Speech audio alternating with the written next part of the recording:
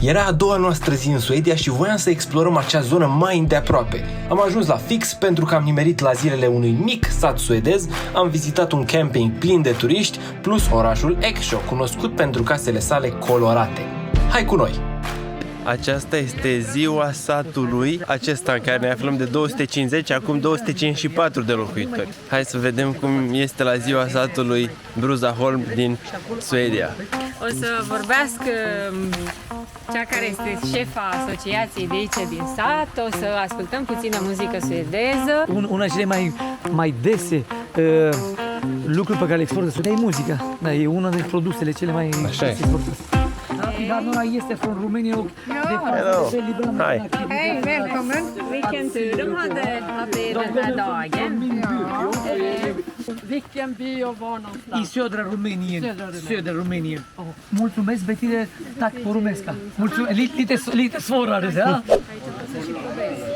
Să dau eu? Da?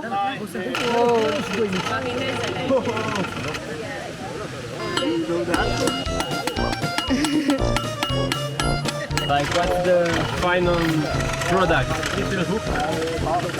Facem un cârlic.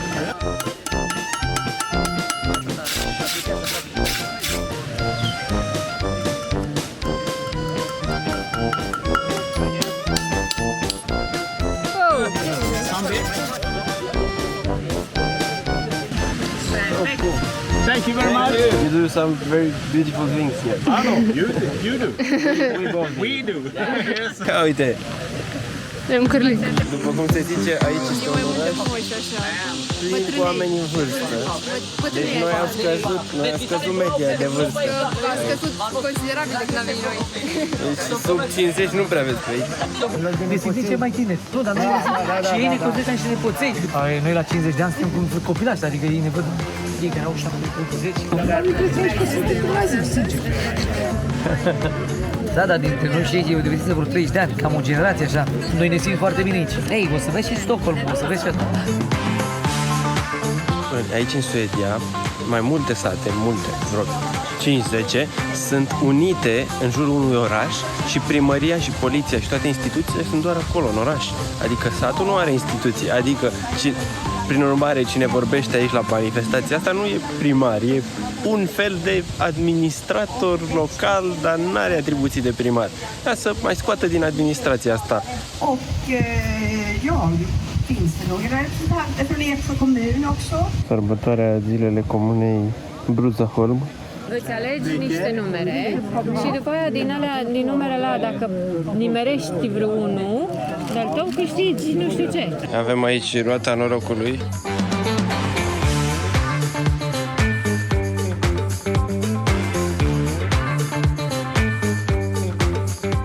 Tac! Deci am câștigat caramele. Dar ideea este că aveam voie teoretic 3 numere și până la urmă au fost foarte de treabă. Au zis hai mai pune și am pus până la urmă 9 numere. Și a ieșit numărul nostru acolo pe roata norocului.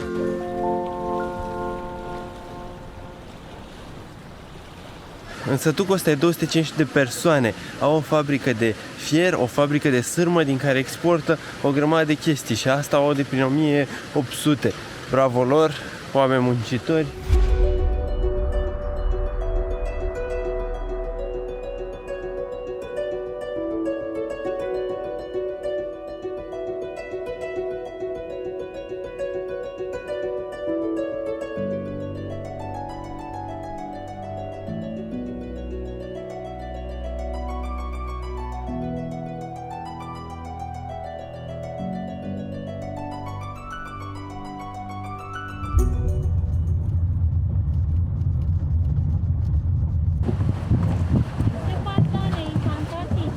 Dacă stai aici pe ponton și te uiți în față și atât, cum te glatie varga, ai o senzație că mergi în față. Ia, să stai câteva secunde să vezi. Nu? Zici că mergi în față. Dar sunt și oameni suedezi, Dan, care stau aici, stau pe timpul verii, cum vine vara, stau aici, uneori își închiriază apartamentele 2-3 luni, o parte să nu mai numere matriculare nemțești. Eu cred că vin din marile aglomerații urbane și vin și aici, stau 2-3 săptămâni și gata, au plecat, s-au reîncărcat pe plece. S-au încărcat și gata. Natura, se duc oamenii Mai mici. la camping, la Da, distracții. știți, da. Fac plimbări cu bărcuța pe acolo, pe la. Astea zici că astea le pot închiria direct. Da, asta le poți încheia dacă de la recepție, știi? Aha. Putea fi făcute de ei. Hey, hello, do you speak English? Ne puteți face turul rotei? Yes. The tour of your van? You can... Nu al parcului, al rulotei unde locuiți. Ah, mai rot. Nu se mai deschide ușa. M-aș fi băgat. Ah. E broken, adică are inima frântă. În spatele meu este o școală care deservește mai multe sate aici, în sudul Suediei, și în stânga mea, aici sunt locuri de joacă pentru copii. O grămadă de chestii, au tiroliană, au leagăne, au teren de fotbal, teren de basket, mese de ping-pong. Băi, frumos, frumos.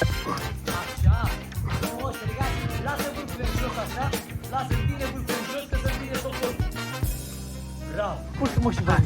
1, 2, 3. Gata, da? Ne aici sar tu înapoi. Da, fix. Păi da, uite. După cum vedeți, tineretul de aici din Marinele Lund se antrenează. Se antrenează să fie bine. Scara aia nu e așa, să ieși pe geam dacă vrei să ieși mai repede în pauză. Casele sunt făcute din lemn, casele sunt făcute din lemn. Și e posibilitatea foarte mult ca să se aprinde, înțelegi? Și au toate ieșiri de urgență. Foarte frumos. Un mese de ping-pong. Da, vezi, de ping-pong, aici, uite, aici ăsta e un teren de la de Inebandi. Iarna aici toarnă apă și se face ca de patinaj, știi? Da. Nu vine atât de tare, totuși. Nu vine atât de tare cât putea tare. Am ajuns și la pârtia din localitatea de lângă, din Ingatorp, pentru că aici pârtile de schi sunt foarte dese, chiar dacă sunt scurte și mai mult pârtii ușoare. Nu? Deci de începători, asta ar fi bine să vin eu aici, să învăț bine cu snowboard-ul. Eksjö, orașul ăsta este recunoscut în toată Suedia pentru că este făcut din lemn, dar nu tot orașul, centru vechi, casele astea istorice. Asta mi se șoptește în cască.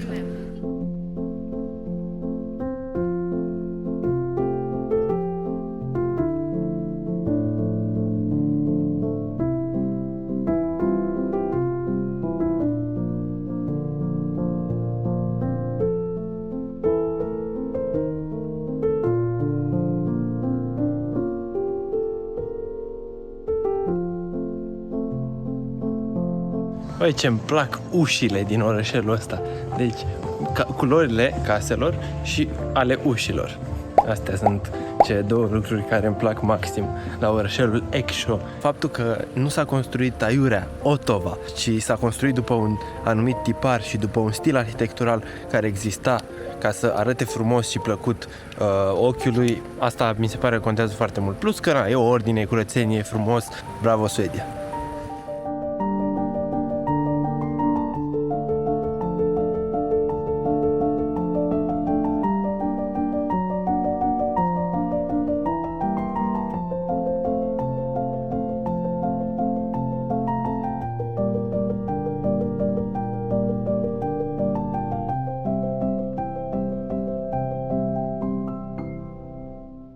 Iată că acum pe seară, aici în Suedia, am ieșit la o plimbare cu bicicleta, cu mama și cu sora mea. Ele sunt în față, eu stau aici în spate.